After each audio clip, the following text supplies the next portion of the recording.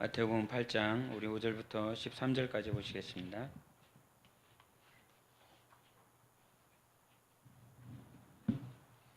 마태복음 8장 5절부터 13절까지입니다. 우리 교도가십니다. 예수께서 가버나움에 들어가시니 한 백부장이 나와 간구하여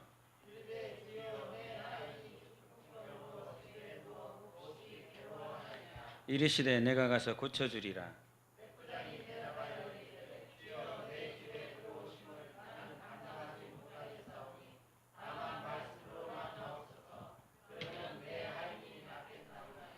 나도 남의 수하에 있는 사람이요 내 아래에도 군사가 있으니 이더러 가라 하면 가고 저더러 오라 하면 오고 내 종더러 이것을 하라 하면 하나이다.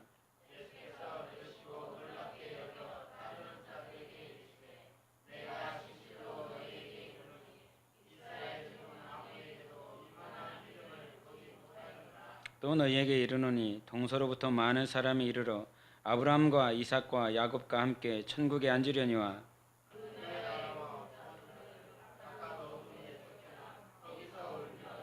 다같이 예수께서 백부장에게 이르시되 가라 내 믿은 대로 될지어다 하시니 그 즉시 하인이 나으니라. 아멘. 오늘 말씀에는 이 8장은 산상수훈을 예수님께서 가버나움 위지역 북서쪽에 있는 그 지역에서 산상수훈을 하셨습니다. 그래서 5장, 6장, 7장까지 산상수훈을 하시고 나셔서 이제 가버나움으로 오셔서 갈릴리 바다 근 지역에 있었던 작은 마을에 오셔서 오늘 예수님께서 치유의 역사를 보이시며 하나님께서 우리에게 무엇을 원하시는지 말씀하고 계시는데, 하나님이 원하신다라고 하는 그 원하심이 과연 나의 원함과 맞는가? 하나님이 원하시는 것과 내가 원하는 것이 동일한가? 신앙생활은 우리가 하나님의 뜻대로 해야 된다라고 그랬습니다. 천국은 아버지 뜻대로 하는 자라만 간다라고 그러셨습니다. 아버지의 뜻이 아니고서는 하나님 앞에 섰을 때 나는 너 모르겠다라고 말씀해 주셨죠. 그래서 우리가 신앙생활은 과정이고 이 신앙생활의 과정 가운데서 결과로 그 목적으로 우리가 하나님 나라에 가게 되는데, 실상 이 과정과 이 목적을 많은 사람들이 혼란스러워하고 있고 전혀 엉뚱한 방향을 잡고 있기 때문에, 과정을 잘못 잡고 있기 때문에 우리는 신앙생활을 하는 것 같지만 결국 자기의 의만 드러나다가 끝내는 것입니다. 자기의 결매, 자기의 결과만 드러내고 그렇게 끝냅니다.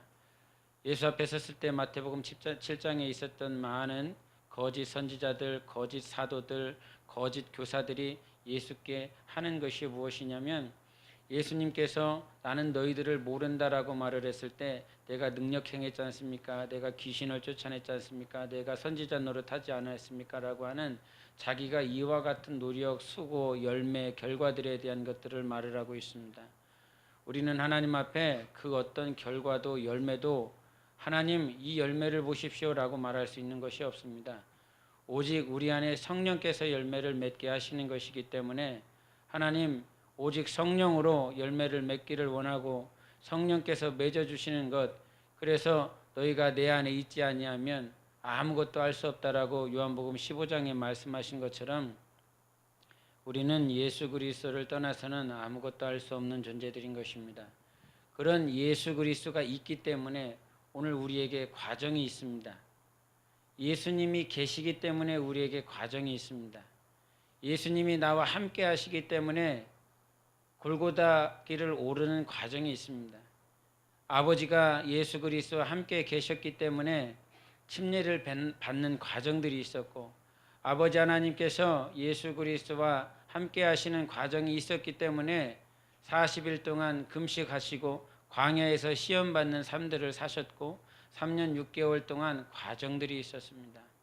예수 그리스도가 계시기 때문에 우리 삶 가운데, 신앙생활 가운데 과정이 있습니다. 이 과정과 목적이 흔들리지 않기를 바랍니다. 요동치지 않기를, 앞과 뒤가 바뀌어지지 않기를 바랍니다. 앞과 뒤가 바뀌면 결국 우리는 아무것도 없습니다. 신앙생활을 한 것 같지만 주님 앞에 섰을 때 아무것도 없습니다. 왜 공부를 하는지, 우리는 우리 중고 청년들 늘상 가지고 있어야 될 게 내가 지금 왜 공부를 하고 있는지에 대한 분명한 목적이 있어야 됩니다. 내가 왜 지금 직장 생활을 하고 있는지 과정이라고 그랬습니다. 학업의 과정이지 목적이 아닙니다. 내가 직장 생활하는 것이 목적이 아니라고요. 과정이라고요. 내가 배우는 것이, 내가 육체를 단련하는 것이 과정이라고요. 우리는 그 과정들을 혼란스러워하기 때문에 이 과정이 마치 전부인 것 마냥, 이 과정이 목적인 것 마냥 그렇게 혼란스러워하고 헛갈려하고 있습니다. 그래서 하나님 앞에 내가 과연 과정을 제대로 가고 있는가? 간혹 우리 중고청년들에게, 영혼들에게 물어보고 싶은 것이 정말 하나님께서 주신 그 비전을 제대로 가고 있는지, 그 비전을 붙잡고 제대로 가고 있는지, 그 비전을 내가 지금 세상에 공부한다고, 직장 다닌다고, 세상에 무엇 한다고, 아니면 가정생활하니 뭐 하느냐 하면서 내가 하나님께서 주신 그 비전을 잃어버리고 있지는 않은지. 하나님께서 요셉을 칭찬하신 건 그가 17년, 13년 동안 그 모든 고진 시간 동안, 정말 힘들고 어려운 시간 동안 하나님께서 그에게 주신 그 꿈과 그 비전과 그 환상을 잊지 않고 살았다라고 하는 것입니다. 그것을 잊지 아니하였기 때문에 과정이 힘들 수는 있습니다. 그 과정이 어렵고 옥에 갇히고 모욕을 당하고 누명을 쓰는 과정일 수는 있습니다. 그러나 그것이 한 번도 하나님께서 버려두셨기 때문에, 하나님께서 요셉을 따로 홀로 두셨기 때문에 겪는 과정이 아니라 하나님께서 함께 하셨기 때문이었습니다. 하나님께서 함께 하셨기 때문에, 그래서 창세기 50장에도 말씀하신 것처럼 하나님이 나와 함께 하셨느니라. 할렐루야. 하나님이 우리와 함께 하셨느니라라는 그 고백이 있었기 때문에 과정이 있었습니다. 여러분, 과정은 때로는 내려놓고 포기하고 싶고, 또 내가 이 길을 가는 것이 제대로 가는 것인가, 맞는 것인가 라고 하는 우리 안에 불분명한 것들이 있습니다.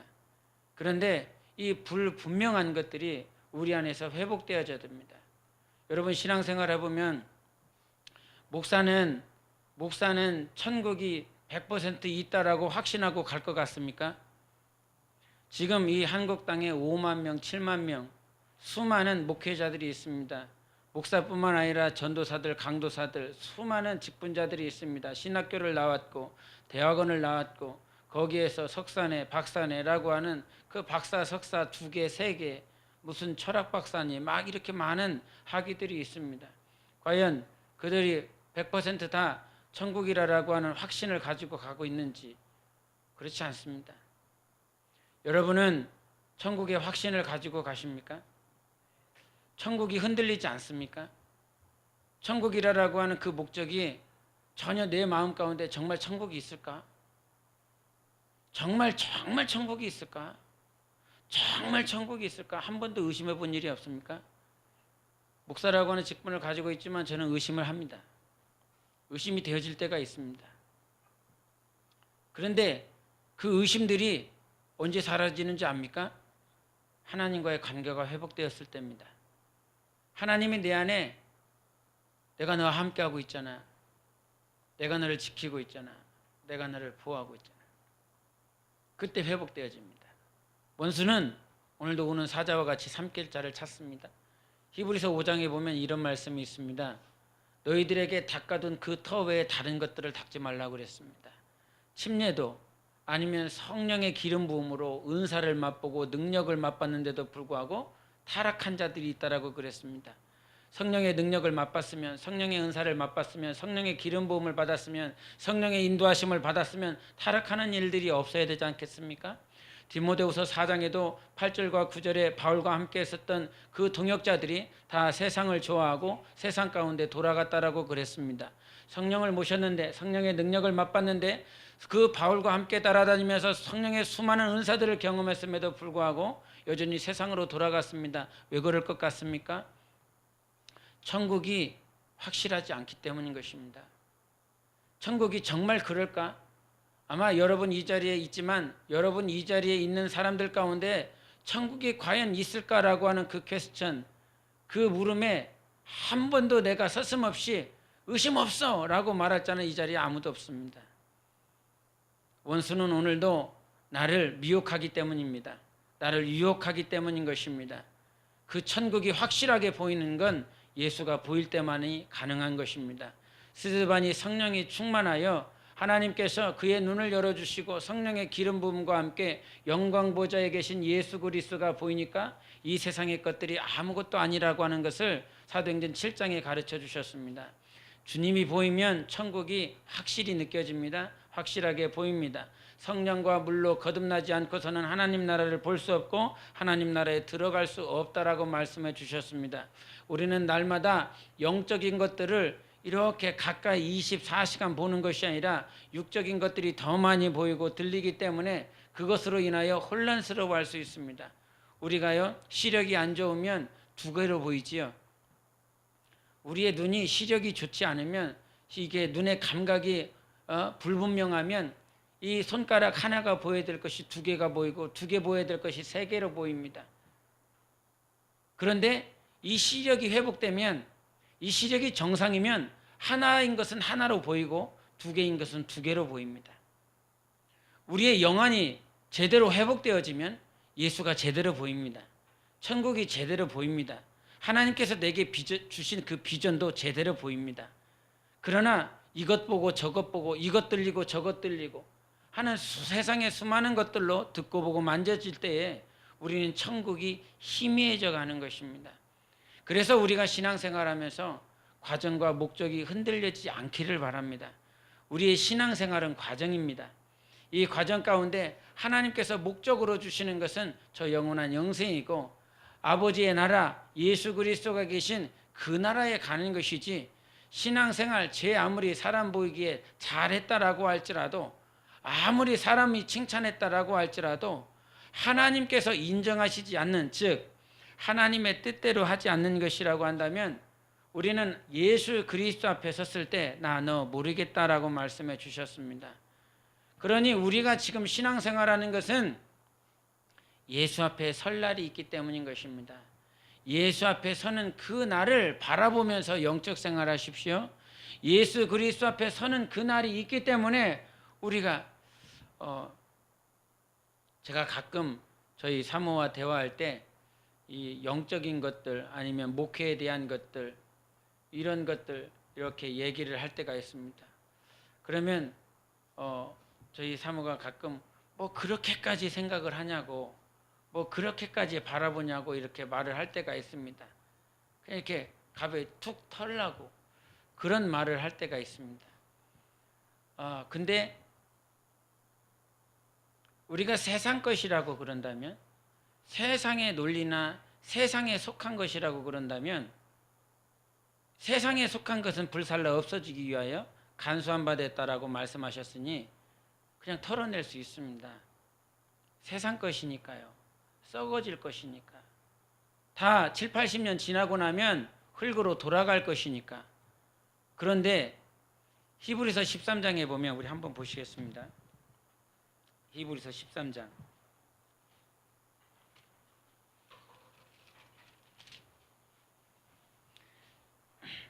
히브리서 13장 17절 보시겠습니다. 히브리서 13장 17절 같이 읽습니다. 시작. 너희를 인도하는 자들에게 순종하고 복종하라. 그들은 너희 영혼을 위하여 경성하기를 자신들이 청산할 자인 것 같이 하느니라. 그들로 하여금 즐거움으로 이것을 하게 하고 근심으로 하게 하지 말라. 그렇지 않으면 너희에게 유익이 없느니라. 여기에서 말씀하신 것처럼 목사이기 때문에, 아니면 직분자이기 때문에, 인도자이기 때문에 너희 영혼을 위하여 경성하기를 자신들이 청산할 자인 것 같이 하느니라. 이 말씀이 청산할 자이다, 이런 말씀이 목사기 때문에, 직분자기 때문에, 아니면 전도사, 권사, 어떤 교회의 영적인 리더이기 때문에 청산할 자다, 이런 말씀을 한 것이 아니라, 우리 모두는, 히브리서 13장에 있는 말씀은 목사에게 하는 말입니다. 장로들에게 하는 말입니다. 교회를 감독하는 자들에게 하는 말입니다. 저희들을 향하여 그 목회자에게, 감독자에게, 장로들에게 너희들에게 기쁨으로 하라, 순종하라, 이 말씀은 저희들은 오늘도 하나님 앞에 청산할 자인 것처럼 살아가기 때문이다, 이런 말씀을 해주셨습니다. 여기서 다른 것을 말하고자 하는 것이 아니라, 이 세상의 것은 다 불살라 없어질 것입니다. 썩어질 것입니다. 그래서 이 세상의 것에 대해서 실패해도 그것은 실패가 아닙니다. 직장을 다니며 실패할 수 있습니다. 그러나 그것은 실패가 아닙니다. 학교에 다니며 학업의 미숙한 모양들, 아니면 잘하지 못하는 부분들이 있어서 낭망할 수도 있습니다. 자기가 원하는 대학에, 자기가 원하는 학교에, 자기가 원하는 과에 못 들어갈 수도 있습니다.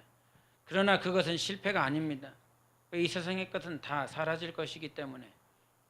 그러나 오늘도 고민하고, 오늘도 고뇌하고, 기도할 수밖에 없고, 오늘도 생각하고, 오늘도 하나님 앞에 무릎 꿇고 하는 그 이유는 우리의 삶들은, 신앙생활은, 목회는, 여러분이 가지고 있는 직분 감당은 순종해야 될 것, 사랑해야 될 것, 감당해야 될 것, 그 모든 것들은 불살라 없어질 것이 아니기 때문인 것입니다. 계시록 21장에 말씀하신 것처럼 심판대 앞에 섰는데 그 심판대 앞에 하나님의 그 생명책이 있었습니다. 그 생명책에 기록된 것들이 있는데 이것은 의로운 자들의 기록함이 있고, 다른 생명책이, 다른 책들이 있으니 그것은 불의한 자들의 모든 기록이 다 기록되어 있습니다.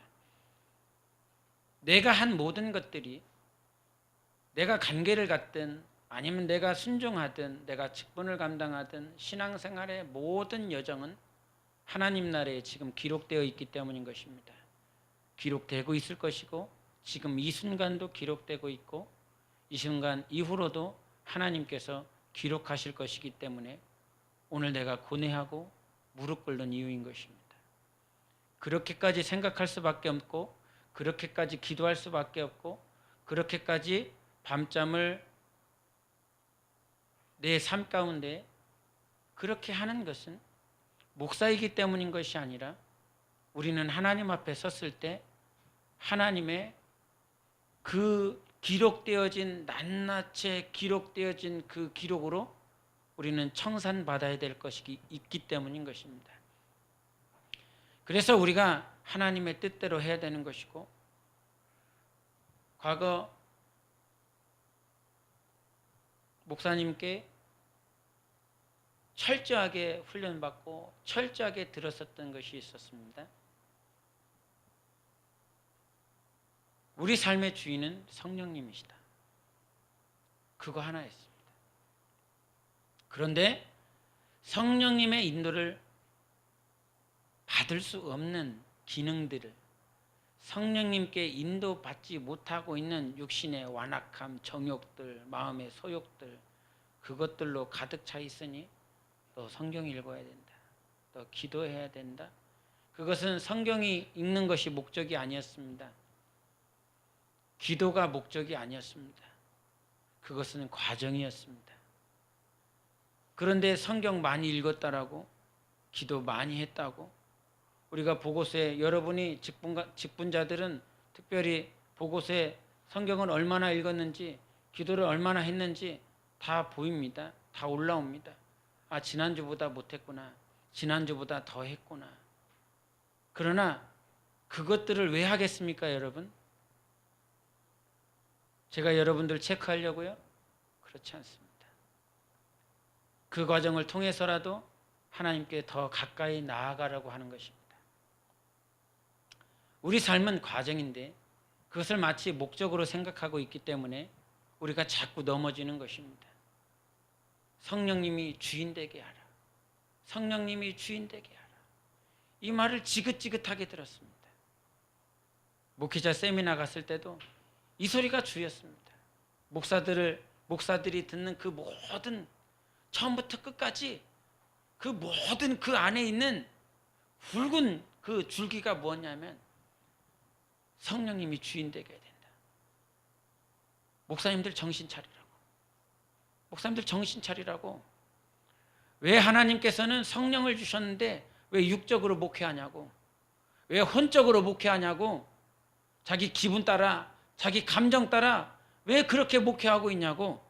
자기가 세상에 많은 세미나 쫓아다니며, 집회 쫓아다니며, 어떤 학교 쫓아다니며, 누군 교사 쫓아다니며, 무슨 지식인들 쫓아다니며 그들이 하는 말을 듣고 와서 그대로 와서 교회에 적용하고 있고, 그것이 전부인 것 같고 그것이 다인 것 같아서 세미나에서 들었던 얘기 누구 교수에게 들었었던 얘기 그대로 고자리 와서 자기 교회에 적용하고 그 프로그램을 실행시키고 왜 그렇게 살아가고 있냐고.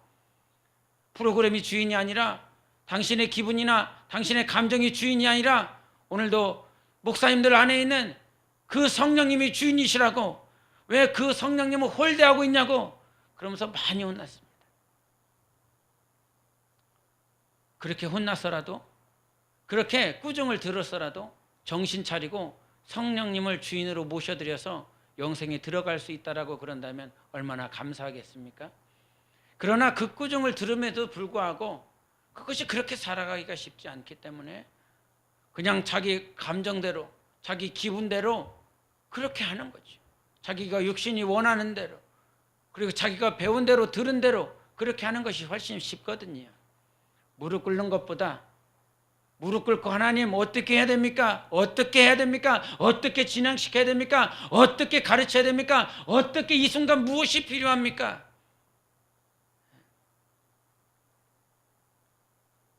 수요일 되면 찬양하고 말씀 들어가야 되는 것이 정상이죠.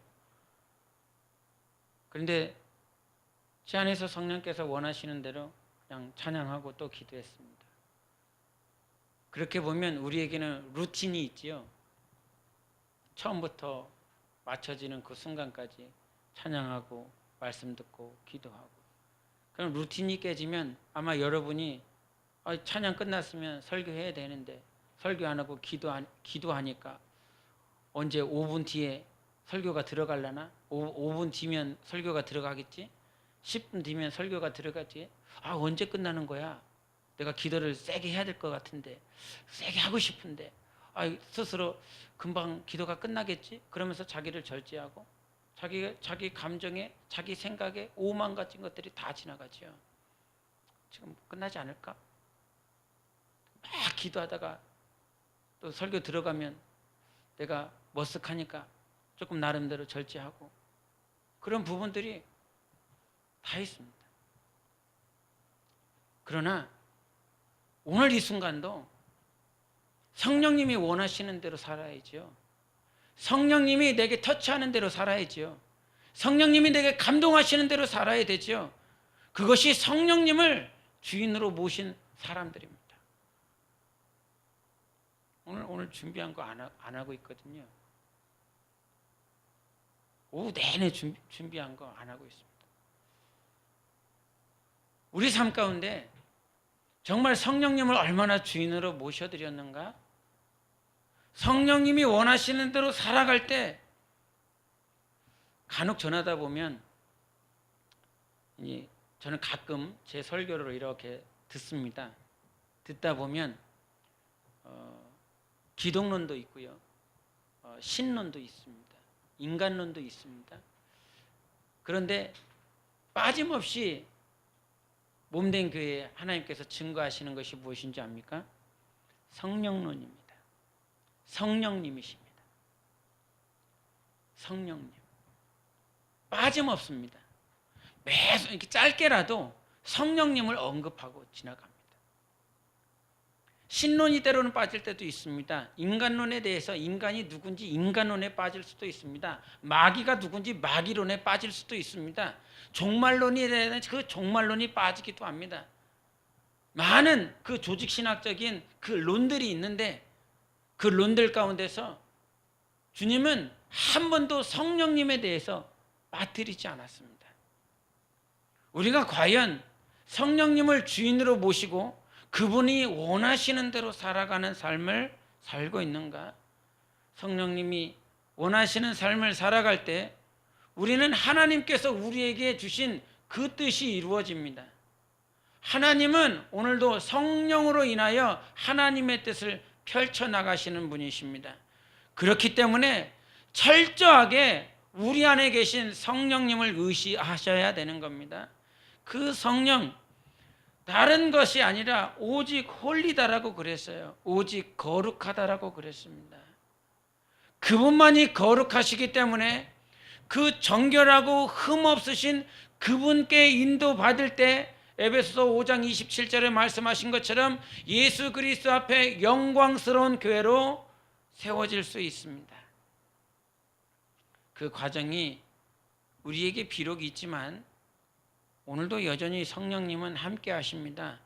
천국을 의심하지 마십시오. 내가 의심하고 있다면 지금 당장 회개하세요. 천국은 확실히 있습니다. 어떤 사람이 천국이 확실히 있다라고 책까지 썼더라고요. 천국은 확실히 있다. 책까지 써서 그렇게 배포하고 있더라고요. 성경 이외의 것으로 천국이 더 확실히 있다라고 증거되어지지 않고요. 성경만으로도 하나님은 우리에게 천국을 확실히 보여주시는 분이십니다. 누가 죽어서 천국에 갔다 왔더니 천국은 이렇더라. 천국에 누가 있더라. 지옥에도 갔는데 지옥은 이렇더라. 그래서 누군가의 증거로 말미암아 천국이 있고 누군가의 고백으로 말미암아 지옥이 있다라고 해서 확실해지는 것이 아니라 천국을 만드신 분의 고백을 들었지 않습니까? 우리는 천국을 친히 창조하신 분이 이 땅에 오셔서 천국을 내가 어떻게 지었는지, 그 안에 어떻게 하나님께서 역사하고 계시는지, 그 안에 무엇이 있는지, 그 안에 하나님께서 어떻게 운행하시는지를 우리에게 가르쳐 주시지 않으셨습니까? 사람의 증거가 아니라, 사람의 고백이 아니라 성령님이 증거자 아닙니까? 성령님이 보혜사 아닙니까? 성령님이 변호자 아닙니까? 변호자 뭐 하시는 겁니까? 변호자가 법정에서 변호사라는 거예요. 오늘도 나를 위해서 변호해 주시는 그분이 있다라고 하는 거예요. 그 변호자가 나를 위해서 증거해 주고 있습니다. 내 영혼을 위해서 변론해 주고 있는 거예요. 검사라고 그런다면 오늘도 나를 정죄하는 자 누구겠습니까? 원수 마귀 아니겠습니까? 오늘도 진리가 없는 자들의 그 사람들의 입술 아닙니까? 오늘도 유대인처럼 바리새인들처럼 사두개인들처럼 진리를 가지고 있는 것 같지만 진리가 없고 믿음이 있는 것 같지만 믿음이 없는 자들의 그 정죄, 그 판단이 오늘도 우리를 그들이 검사측에 서서 살아계신 하나님 앞에서 그들이 우리를 정죄하려고 그럽니다. 사단이 두루 돌아다니다가 욥을 정죄하지 않습니까? 5만 1,000군데 다 갔다 왔는데 오직 욥 앞에서 하나님 내가 시험해 보겠습니다. 이가 하나님께서 복을 주셨기 때문에 의롭게 행동하고 있고 의롭게 말하고 있는 거 아닙니까? 그러나 우리 삶은요, 성령님이 증거해 주셔야 돼요. 성령님이 증인이 되어 주셔야 돼요. 간혹가다 여러분, 목사와 성도가 하나 돼야 됩니다. 누구 때문에요? 우리 주님 때문에요. 원수가 무너뜨리는 건 화목해 하는 것을 무너뜨리지 않습니까? 결국은 그것을 무너뜨립니다. 여러분, 우산 한번 생각해 보십시오. 우산. 그 우산에 살이 있지 않습니까? 10개가 됐든 12개가 됐든 살이 있습니다. 그런데 그 살이 저 꼭지점 있잖아요. 우산의 꼭지점. 그 모든 살들이 그 꼭지점에 다 붙어야 우산이 쫙 펴도 그것이 제대로 펴지게 되어 있습니다. 목사도 그 꼭지점이라고 하는 주님께 붙어야 되고, 성도들도 그 성령님 주님께 꼭 붙어야 그것이 제대로 펴지는 것입니다.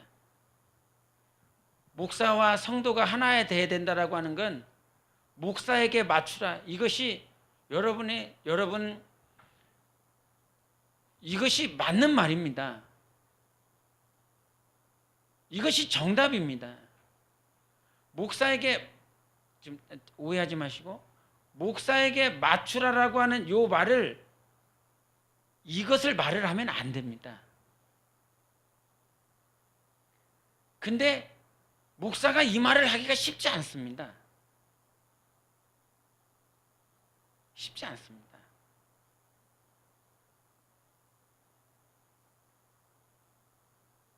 성령님 보라고, 하나님 보라고, 주님 보라고.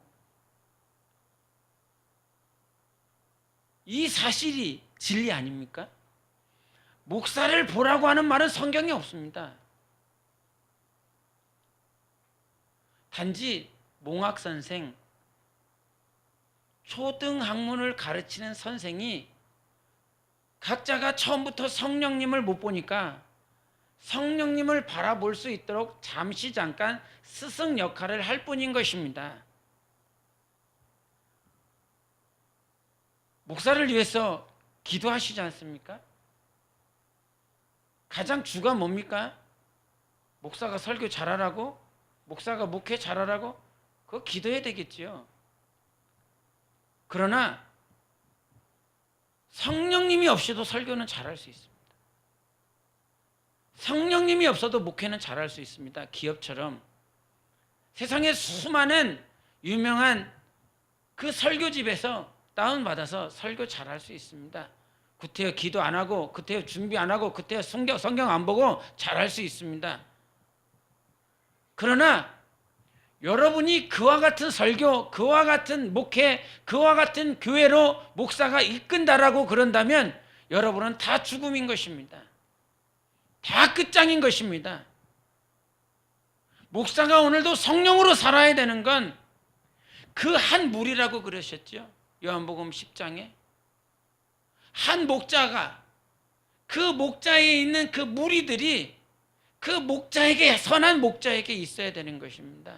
우리 이 한 무리가 성령님께 있어야 되는 것입니다. 그 성령님께 함께 있을 때에 우리가 그대로 지체라고 그랬지요. 우린 지체라고 그랬지 않습니까? 썩은 동아줄 붙잡는 것이 아니라 온전한 동아줄 예수 그리스도를 붙잡아야 된다라고 하는 것이죠. 목사는 어느 순간 썩은 동아줄 될 수 있습니다. 그래서 무서운 거예요. 그래서 무서운 거예요. 우스갯소리로 우리 집사님이 금요기도회 때 그 독수리 얘기했지 않습니까? 독수리가 40년이 되면 자기 발톱 빼고 부리 빼고 그거를 6개월이라고 그랬나요? 1년이라고 그랬나요? 그거를 참아내야 부리가 나고 이렇게 발톱이 나고 그렇게 이렇게 새로워져야 그 고난을 겪어야 나머지 40년 동안 더 살면서 80살까지 살아갈 수 있다고, 고난을 겪어야 된다고, 그 고난 동안 이기고 참아야 그 40년을 또한 온전히 보낼 수 있다고. 그게 은혜가 됐기 때문에 저도 기억하고 있거든요. 은혜가 됐기 때문에. 그래, 고난이다. 근데 다 그게 거짓말이랍니다. 은혜 받았을 때는 좋았는데 그 말이 다 거짓말이랍니다. 그래서 어떤 사람이 논문을 찾아봤대요. 그것이 독수리가 정말인지, 정말 그렇게 사는지. 그렇게 되면 독수리는 죽는답니다.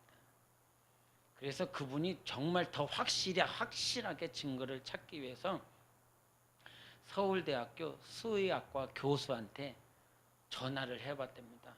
교수님, 그 말이 맞습니까?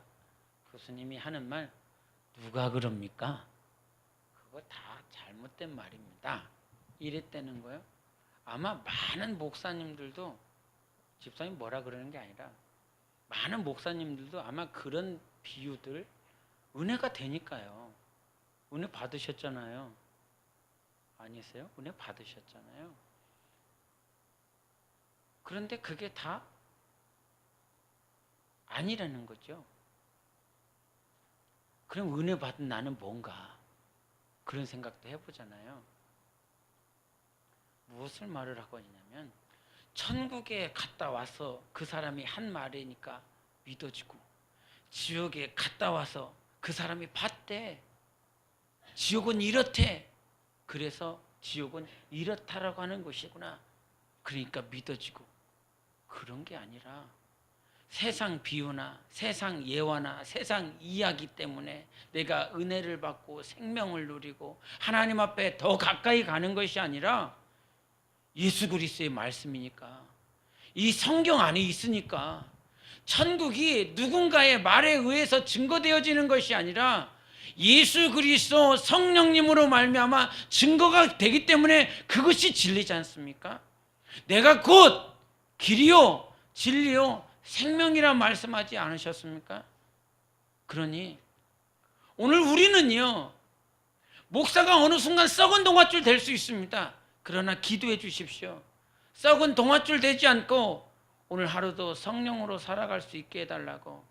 제가 오늘도 여러분 영혼을 위해서 기도하는 건 자기의 감정이나 지식이나 자기의 이론이나 경험이 아니라 성령님이 주인이 되어서 과정 가운데 넘어질 수는 있다고요. 이 세상 것이니까, 이 세상에 불살라 없어질 것이니까 넘어질 수 있다고요. 엎어질 수 있다고요.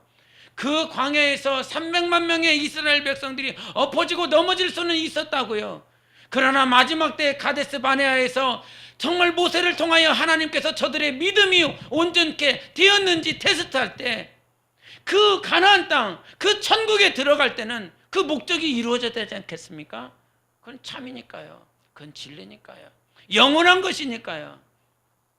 그 영원한 것을 위해서 우리 하나님께서 우리를 위하여 예비해 놓고 계셨고, 영원한 것을 가지라고, 영원한 것을 소유하라고 하나님께서 우리와 함께 하십니다. 넘어지는 것에 개의치 않습니다. 그것을 일으켜 주실 분이 하나님이시니까요. 저는 목회 철학이 그것입니다. 그것이 목회 철학입니다. 다른 것이 많이 있을 수 있지만 하나님 앞에 목회를 하면서 흔들리지 않는 기둥으로 가지고 있는 것이 그것입니다. 제가 넘어질 수도 있습니다. 그런데 과거의 삶들을 보면 그 모든 넘어진 것 하나님께서 일으켜 주셨더라고요. 아마 여러분도 다 넘어질 것입니다. 어떤 사람들은 크게 넘어질 수도 있고, 어떤 사람은 작게 넘어질 수도 있고, 어떤 사람이 봤을 땐 저 사람은 안 넘어지는 것 같아. 그럴 정도로 심리적으로 자기 마음에 보여지지 않게 넘어질 수도 있고요. 그러나 그 과정을 통해서 하나님이 더 가까이 보인다라고 그런다면, 하나님 앞에 더 가까이 나아갈 수만 있다면 우리는 성공한 것입니다. 오늘 본문에 보면 백부장이 나옵니다. 그 백부장에게 예수님께서 칭찬하신 것이 있죠. 내가 이스라엘 중에 이만한 믿음을 본 일이 없다라고 말씀을 해주셨습니다. 이스라엘은 약속받은 자들입니다. 그렇지 않습니까? 그리스도가 나올 것이다. 메시아가 올 것이다. 내가 너희들에게 복을 줄 것이다. 참고 인내하라. 기다려라. 하나님께 약속을 받았습니다. 그런데 그 약속을 받은 자들 가운데서 믿음이 없다 이 말이죠. 다른 말로 하나님께 날마다 말씀은 받습니다. 날마다 모임을 통해서, 예배를 통해서, 직분자를 통해서, 그 누군가를 통해서 말씀을 받습니다. 즉 하나님의 약속을 받습니다. 말씀은 받지만 믿음은 없습니다. 말씀은 듣고 있지만 그 약속된 말씀이, 그 하나님이 나에게 하신 그 말씀이 결국은 믿음으로 이어져야 되는데 믿음은 없습니다. 그런데 예수님은 그 백부장에게 오셔서, 그 백부장에게 무슨 하나님이 약속한 적이 있습니까? 이스라엘이 아닌데 이방인입니다.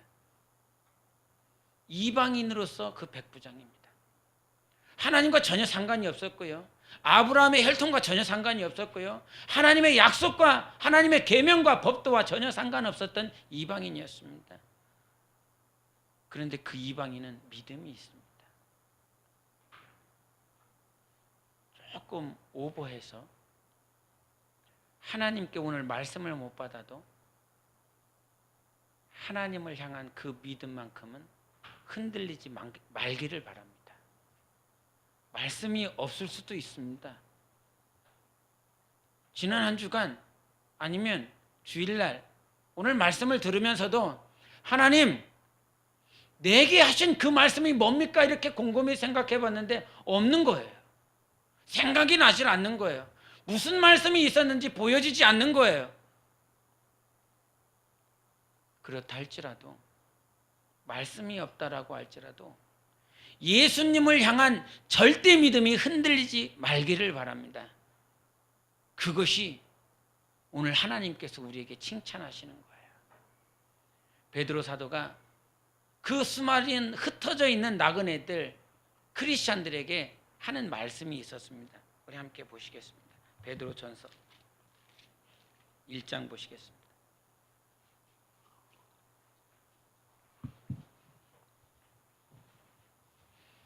베드로전서 1장 8절입니다.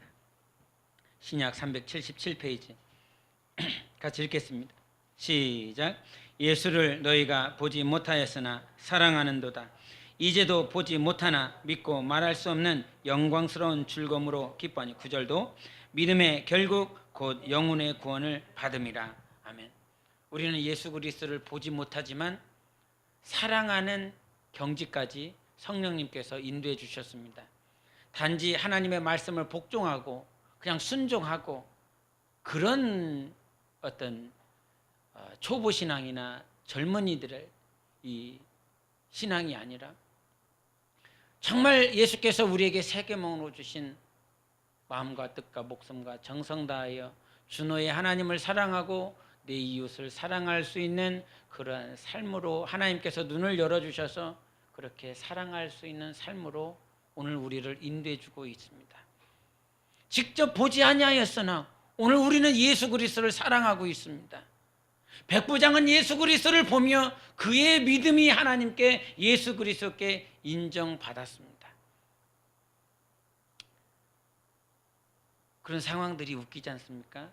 그 백부장의 상황이 자기 하인이 중풍병에 걸렸어요. 죽을 만큼 고통스럽대요. 그렇게 죽을 만큼 고통스러운 그 아픔을 겪고 있는 그 하인 때문에 결국은 백부장은요, 예수님께서 인정하는 삶이 되었습니다. 다른 말로 하자면 만약에 백부장에게 그렇게 중풍병이 들었던 하인이 없었다라고 그런다면 예수님께 마태복음엔 나와 있지 않지만 누가복음에는 장로들을 이렇게 보냈습니다. 백부장이요, 예수님께. 백부장이 그렇게 장로들을 보내서 예수님께 이렇게 초청합니다. 하인이 아프지 않았다면, 하인이 병들지 않았다라고 그런다면 백부장은 예수 그리스도를 만나는 그 과정들이 없었을 것입니다. 예수님께 인정받는 삶이 없었을 것입니다. 그런데 그 아픔들이 있었기 때문에, 그 문제가 있었기 때문에 결국은 예수님께 나아가고 그 예수님께서 직접 찾아와 주셨습니다. 내가 가리라. 내가 간다. 그 찾아와 주시는 예수님 때문에 그의 믿음이 결국은 하나님께, 예수님께 인정되어졌습니다. 여러분, 문제 때문이 아니라 그 문제는 결국 예수님께 더 가까이 나아가는 과정인 것입니다. 광야를 보면 그 광야의 모든 아픔들은 이 수평적인 눈을 돌리라고 하는 말이 아니라 수평적으로 눈을 돌리는 모든 것들은 아픔 아니냐, 슬픔 아니냐, 고뇌 아니냐, 염려 아니냐, 걱정 아니냐. 그러니 오늘 너에게 위로하시고 평안을 주시는 저 하늘 위에 계신 나를 보라라고 하는 것이 우리 주님의 간곡한 부탁인 것입니다. 무엇이 회복돼야 될까? 우리는 날마다 예배를 드리며 말씀을 들으며 오늘도 말씀을 받게 해달라고, 말씀에 감동이 있게 해달라고, 말씀을 통하여 은혜 받게 해달라고. 말씀 받았어요. 은혜를 받았어요. 감동을 받았어요. 눈물을 뿌렸어요. 그러나 뒤돌아서면 그 말씀을 향한 믿음이 없지 않습니까? 말씀이 이루어질 거라고. 백부장의 고백이 그거잖아요. 주님 오실 필요 없습니다. 전혀 우리 집에 오실 이유가 없습니다. 말씀으로만 하세요. 말씀만 하시면 낫습니다. 그거 아닙니까? 말씀하시면 낫을 것이다라고 하는 믿음 아닙니까? 우리는 말씀은 받지만 그 말씀을 듣고 이해하고 감동이 되고 은혜가 되지만 결국은 그 말씀이 이루어내실지 정말 이루어낼까라고 하는 의심 가운데 휩싸였습니다. 천국이 보이지 않는 것, 천국이 의심이 되는 것, 그 영광 보좌가 의심이 되는 것, 상급이 의심이 되는 것. 여러분, 말씀 받으라고 하는 그것도 중요하지요. 그러나 더 중요한 건 하나님, 나의 믿음 없는 것, 이 믿음을 회복시켜 주소서. 이 믿음이 회복돼요. 믿음이 회복되면요, 말씀이 없어도 가게 되어 있어요. 말씀을 안 받아도 가게 되어 있어요. 말씀을 안 받아도 주님 따라갈 수 있어요. 말씀이 없어도요. 믿으니까요. 주님을 신뢰하기 때문에. 우리는 매 순간 말씀이 필요한 존재들이긴 하지만, 매 순간 말씀이 없으면 갈등하고 넘어지는 존재이긴 하지만, 처음부터 끝까지 오직 믿음으로 구원을 받을 수 있다라고 로마서 1장에 말씀해 주셨습니다. 믿음 외의 것이 아니라 오직 믿음만 있으면 영생을 가고, 오늘도 베드로전서 1장 9절을 말씀하셨지만 믿음의 결국은 영혼의 구원이라고 말씀해 주셨어요. 믿음 하나면 됩니다. 믿음 하나면 주님이 더 가깝게 느껴집니다. 오늘 이 순간에 매 순간마다 하나님, 저 백부장의 고백처럼 말씀이면 됩니다 라고 하는 이 믿음이 있기를 원합니다. 주님이 나와 함께 하시는 그 믿음으로 항상 승리하시기를 바랍니다. 그 믿음이 있기에 결국은 승리할 수 있습니다. 고난도 우리가 이 많은 고난 가운데서 아까도 말을 했지만 제가 가지고 있는 목회 철학은요, 그래서 주님께서 그렇게 인도하시는 것 같습니다. 더 두고 지켜봐야 되겠지만, 목사 때문에 실망해도, 아니면 교회의 어떤 시스템이나 교회의 어떤 만족스럽지 못한 그런 모양 때문에 넘어질 수도 있고, 아니면 마음이 아플 수도 있고, 시험에 들 수도 있지만, 하나님이 다시 일으켜 세우신다. 그것이 목회 철학입니다. 하나님이 다시 일으켜 세우신다. 때로는요, 주님, 우리 이적교 왔지만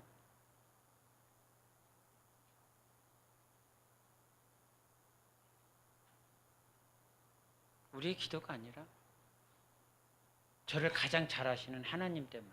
할렐루야. 우리의 삶도 마찬가지 아닙니까? 나보다 나를 더 잘 아시는 하나님 때문에. 나 때문에 아니라 저는 하나님 때문에 우리 교회가 음부의 권세가 이기지 못하는 교회고 예수 그리스도의 신부가 된 교회로 세워질 줄 믿습니다. 그러한 믿음이 연약해지고 나약해질 때마다 정말 모든 것들이 다 클리어해지고 내가 너를 세울 거야. 우리 머릿돌 말씀 있지 않습니까? 주부에 이 사역은, 이 성전을 세우는 사역은 큰 일이다. 그러나 우리가 세우는 그 성전은 사람을 위한 것이 아니라 하나님을 위한 것이다.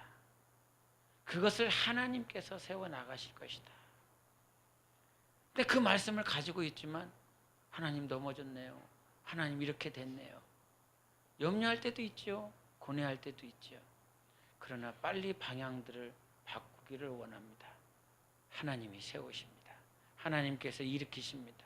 더 굳건하게, 더 견고하게 하실 것입니다. 이 철학이 단지 조신양 목사의 철학이 아니라 성령님께서 조신양 목사와 함께 우리 몸된 교회 모든 지체들에게 그러한 목회 철학으로서 대내되어야 될 말씀임과 함께 여러분이 영생에 가는 그날까지 하나님 때문에 나 영생할 수 있어. 하나님 때문에 이 집사님이 영생할 수 있고, 하나님 때문에 우리 지체들이 영생할 수 있어 라고 하는 그 하나님의 주도적인 경륜, 그 섭리를 날마다 인정하시는 여러분 되시기를 예수 이름으로 축원합니다. 제가 기도하고 마치겠습니다. 살아계신 하나님 아버지, 감사합니다. 오늘도 예수님의 기쁨이 되고 싶습니다. 날마다 하나님의 기쁨이 될 수 있는 영혼의 삶이 되기를 원합니다. 우리 고난 가운데 있는 이 가정들이 흔들리지 않고 목적으로 이어질 수 있도록 도와주시옵소서. 하나님이 세우십니다. 우리 안수 집사님, 우리 전사님, 우리 권사님, 또 우리 집사님, 우리 교사, 또 우리 평신도 모든 형제 자매들, 때론 넘어질 수 있지만 때론 실패할 수 있지만 오늘도 하나님 때문에 세워집니다. 하나님 때문에 일으켜집니다. 하나님 때문에 성령으로 하나가 됩니다. 하나님 때문에 그리스도의 신부로 세워집니다. 오늘도 하나님의 주권을 인정합니다. 우리 모두는 나약하고 연약하지만 우리 하나님은 강하시기 때문에 모든 전쟁의 승리자시고 우리 영혼의 승리의 깃발을 꽂으시는 우리 주님 때문에 항상 승리합니다. 우리 주님을 찬양합니다.